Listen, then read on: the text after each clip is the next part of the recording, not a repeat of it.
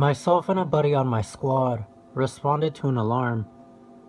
The incident location was an old office-type building that had been converted to doctor's offices. There was a pharmacy attached to it. Our dispatch received a motion signal from an upstairs office. Key holder arrives on the scene and we go in to secure the building.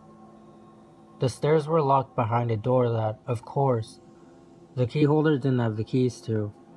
So we took the elevator up to the second floor. Not the most tactical sound option, I know. Elevator opens up to a pitch black hallway, except for one overhead light at the end of the hall. We start checking doors and, so far, all are secured.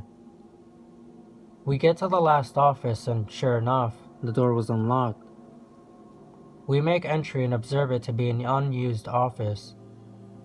The door opened to a sizable waiting room and reception area, and there were about 10 to 12 exam rooms, all cleared with no hiccups. We exit the office and, immediately, something seems off. That's when I realized the overhead light at our end of the hall that had been on was now off, replaced by another light over by the elevators. I look at my squad mate and he's completely white. I ask him what's wrong and he says, "Weren't all the doors we had just checked closed and locked?" I tell him, "Yeah, so?" But he says, "Well, now they're all standing open." And sure enough, all the offices down the hallway we had just checked were now standing open. Pucker factor sinks in at this point.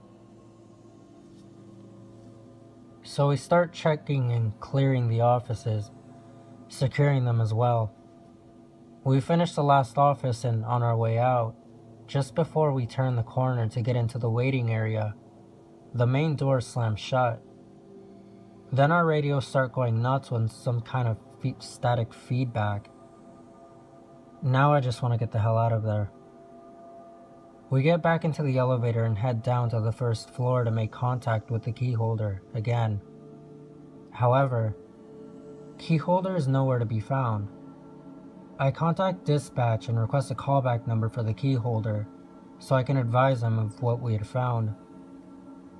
Dispatch states that the key holder was still en route to us and was advising an ETA of 5 minutes. I advised dispatch that we had already made contact with the key holder. Dispatch requests I give him a call. I call dispatch and she tells me that there was no way that we were out with that key holder. She states that the alarm company had only just made contact with one.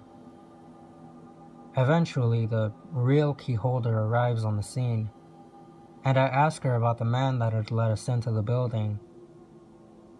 She asked me to describe him, so I did. She states that that sounds like one of the doctors that used to leave the office on the second floor, at the end of the hallway.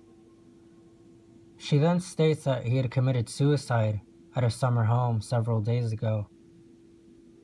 I still won't go back there.